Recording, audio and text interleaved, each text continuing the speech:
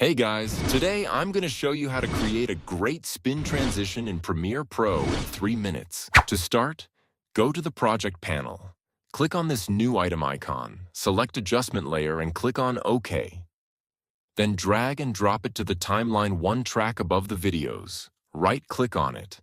Select speed/duration and change the duration value to 20, then put it right in the middle of the cut.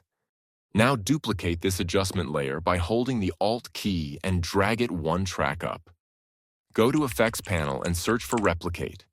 Add it to the first adjustment layer, then search for Mirror and add it to the same adjustment layer 4 times.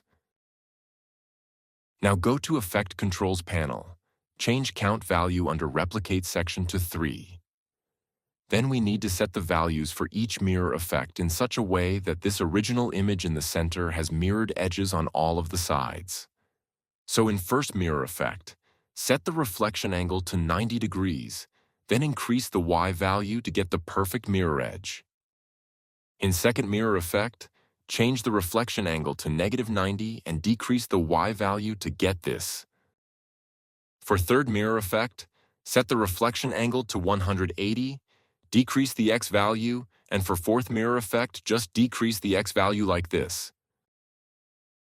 After all these changes, go to Effects panel, search for Transform, add it to the top adjustment layer.